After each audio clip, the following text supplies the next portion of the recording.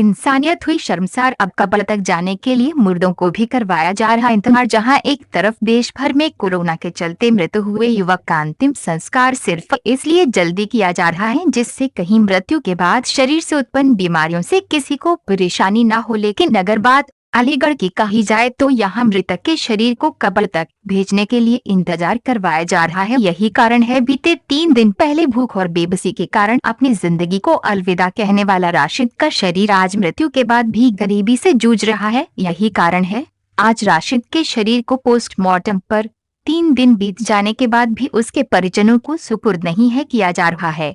आपको बता दें, अलीगढ़ के रियाज कॉलोनी निवासी राशिद नाम के युवक के द्वारा आज से 3 दिन पहले भूख और परिवार में आपसी क्लेश के चलते फांसी के फंदे पर झूलकर आत्मदाह कर लिया था, लेकिन आज 3 दिन बीत जाने के बाद भी पोस्टमार्टम से राशिद के परिजनों को उनके मृत बेटे राशिद का सुपुर्द नगीन किया गया। आप जो बता दें, जैसे ही इसकी भनक पूर्व विधायक हाजी जमीरुल्लाह को हुई तो उनके द्वारा पोस्टमार्टम हाउस जाकर देखा तो वहाँ ताला लटका हुआ था। विधायक के द्वारा सीएमओ को फोन मिलाकर जानकारी ली गई तो बताया गया पहले बॉडी का कोरोना चेकअप होगा, उसके बाद पोस्टमार्टम। तो वहीं विधायक के द्वारा बताया गया उक्त युवक के द्वारा आत्मदाह किया गया है, इसमें कोरोना कहां से आ गया। सीएमओ के द्वारा बताया गया हम भी कुछ लोगों का सहयोग न मिलने से परेशान या तो वहीं विधायक के द्वारा इस मामले को देखकर प्रशासन पर जमकर बरसे पड़े। साथ ही कहा गया इतने दिनों में मृतक का शरीर बहुत बुरा हो गया होगा, अधिकारियों को कार्यशैली में सुधार लाने की जरूरत है।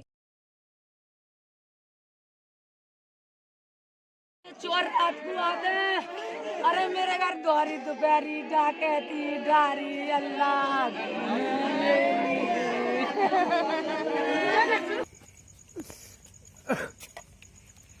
और क्या कह सकते हो, कितना सालों को ललकारा मेरी जो रोजाना मतलब ललकारा पड़ता है। मैं सुन नहीं कुछ नहीं मिला, उन्हें पता है कि जो बैठा हुआ वो कुछ नहीं। ये मैं तो पहले आपको बताना चाहूँगा, ये राशिद के पिता हैं, ये पिताजी हैं राशिद के, जिसने आज से इस वक्त से 72 घंटे पहले फांसी लगाई थी। और वो फांसी इसलिए लगाई कि गरीबी की हालत, पैसा नहीं, खाने को नहीं, घर में कलेश, बीवी से, बच्चों के खाने के नहीं है, कलेश हो गई बीवी से। और इनके बेटे ने फांसी लगा ली क्योंकि वो राज मजदूरी का काम करता था, उसके पास पैसा नहीं था बहुत सारा। इसके बेटे ने अपने आप को जिंदगी खत्म कर ली। लेकिन उसके बाद जो होता है वो बड़ा दर्दनाक केस ये है कि 72 घंटे हो गए ये दर दर की ठोकर खा रहा है बेचारा।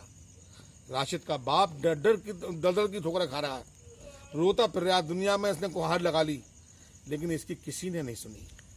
अभी मैं जब रात को मेरे पास 10:20 पर मेरे पास ये आए हैं, रात के 10:20 हो रहे हैं, जब मेरे पास आए तो मैंने कहा चलो मैं चलता हूँ, तुम्हारे बेटे की हालत पहले तो हालत देखता हूँ मोर्चरी में हालत क्या है, कहीं ऐसा तो नहीं कि बॉडी सड़ जाए।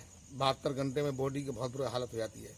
अब यहाँ पर आके जब देखा तो ताला लगा हुआ। मुझे ये नहीं मालूम कि बॉडी फ्रीजर में रखी हुई है कि बाहर रखी हुई है, मैं नहीं कह सकता इस बात को। लेकिन 72 घंटे बहुत होते हैं एक परिवार के लिए। जिसके घर के अंदर मौत हो जाए उस परिवार का पल पल भारी होता है, पल पल।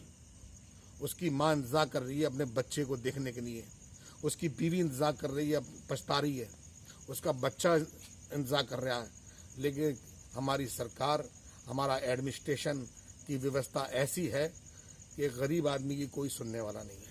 आपकी किसी से बात हुई सर? मेरी बात हुई, सीएमओ साहब से मेरी बात हुई फोन पर। मैंने कहा क्या राशिद के साथ राशिद की बॉडी क्यों नहीं मिल पा रही, तो उन्होंने कहा कि हमें पुलिस सपोर्ट नहीं कर रही, हमें पुलिस सपोर्ट नहीं कर रही, हमें वो हर बॉडी पे लिख के भेज देते हैं कोरोना टेस्ट किया जाए।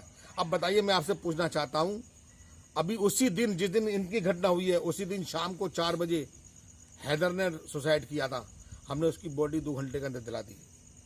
उसके बाद आज सुबह पंडित जी का एक्सीडेंट हुआ, उसकी बॉडी चली गई। अगर किसी गरीब आदमी के ताल्लुकात नहीं है किसी बड़े आदमी से, तो उसके बच्चे की बॉडी क्या सड़ जाएगी? उसकी बच्चों की बॉडी जानवरों के काम आएगी? ये कैसी व्यवस्था है? क्या हो रहा है इस देश के अंदर कि बाप अपनी बच्चे की बॉडी के नहीं तड़प रहा है? मेरा दिल फट गया भाई साहब, मैं आपको सही बता रहा हूँ। कहाँ का मामला है? ये मामला है रियाज कॉलोनी का मामला है। 72 घंटे हो गए इस बच्चे को यहाँ पड़ा हुए इस पोस्टमार्टम हाउस में, लेकिन अभी तक एडमिनिस्ट्रेशन के कान पे जू नहीं रेंगी है। आपकी तरफ से क्या रहेगा? मेरी तरफ से यही है कि मैं आपकी अदालत में आया हूँ, आपकी अदालत में, मीडिया की अदालत में, क्योंकि अब उनके पास तो जाना बिल्कुल बेकार है। जो गूंगे और बेरे हो चुके हैं, उनके पास जाना बेकार है। मैं आपके पास आया हूँ मीडिया के जरिए, इस दुनिया को दिखाओ कि गरीबों के साथ हो क्या रहा है। 2 वक्त की रोटी तो छोड़ो, बच्चों की बॉडी नहीं मिल रही। 2 वक्त की रोटी तो छोड़ दो, बच्चों की बॉडी नहीं मिल रही। ये व्यवस्था है हमारे देश की, ये हमारे अधिकारियों की व्यवस्था है। अपने अपने एसियों के कमरों में पड़े हुए मौज कर रहे हैं, एसी से निकलना पसंद नहीं करते बाहर। अगर बॉडी सड़ती है तो किसी गरीब की सड़ जाए, ये हाल है। मैं इन्हीं शब्दों के साथ ये कहना चाहता हूँ, इस गरीब आदमी को इंसाफ मिले और मेरी आवाज़ अगर देश के नेताओं तक पहुँच जाए आपके ज़रिए, तो मैं कहना चाहूँगा इस गरीब के 4-5 बच्चे हैं, 3 बेटियाँ हैं, इसको 1 बेटा रह गया है, 2 बेटे थे, अब 1 रह गया है, उसको इंसाफ दिया जाए और जो हो जाए इसकी मदद होनी चाहिए। आपकी बात अधिकारियों से हुई क्या? बॉडी देने के लिए क्या कारण आ रहा बॉडी न देने का? सिर्फ और सिर्फ कोरोना का बवाल खड़ा हो गया है हर चीज के अंदर, और गरीबों के लिए कोरोना शार्प बन गया है। मरता फांसी से है कोरोना, मरता एक्सीडेंट से है कोरोना। यानी क्या कोरोना का बवाल खड़ा कर दिया इन लोगों ने कि ना उसकी जांच करना चाहते हैं, क्योंकि मेडिकल के अंदर बहुत लोड है वहाँ पर जांचें 1-2 दिन में नहीं आ रही, 3-3 दिन 4-4 दिन लग रही। लेकिन भाई मेरी बात तो देखो कम से कम कि जो आदमी सुसाइड कर रहा है उससे कोरोना का क्या वास्ता? अरे उसके घर में उसकी बॉडी दो, वो अपनी दफनाए जाए, कब्र खुद ही पड़ी है। आप सोचें जरा बात, 26-30 घंटे से कब्र खोद के रखी है अपने बेटे की बाप ने, कम बड़ी बात है? कितने अफसोस की बात है कि अपने कंधों पर अपने बेटे का जनाजा लेके जाएगा। अरे समझो कुछ तो समझो। ऊपर वाले का कहर नाजिल होगा तुम पे अधिकारियों, ऊपर वालों का कहर से डरो। अभी तो कोरोना आया, ऐसा ना हो कि तुम लोगों की इसी हरकतों से और बहुत बड़ी कोई हमारी परेशानी ना आ जाए, क्योंकि इंसानियत जब मरती है ना तो ऊपर वाले का कहर नाजिल होता है। और तुम लोग इंसान नहीं, अब तुम्हारी इंसानियत मर चुकी है सबकी। कुछ अधिकारी अच्छे हैं, बाकी सब अधिकारी सबके सब पेपर वर्क कर रहे हैं। कुछ शर्म करो, शर्म करो। तुम्हारे भी बच्चे हैं, तुम्हारे भी बीवी बच्चे हैं। खुदा ना खास्ते ज़रा सोचो, तुम्हारे साथ अगर ऐसा हो गया होता जैसा इस गरीब के साथ हुआ है, तो इस बेचारे की क्या गलती क्या है कि सिर्फ गरीब है, बस गरीब है बस। क्या हुआ था आपके साथ? अब लड़के ने फांसी खा ली सर, और परेशान था, काम धंधा हो नहीं था। मैंने कि भैया ऐसे ही वक्त काट लो। लड़ाई हो गई बच्चों में, उनमें आके फांसी खा ली। घर में बच्चे रोजे से नमाज पढ़ रहे थे, सो आके फांसी खा ली।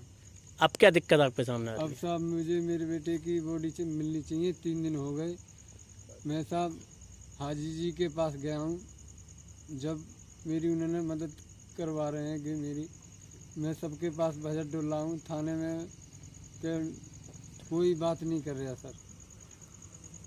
क्या नाम बेटे का? राशिद।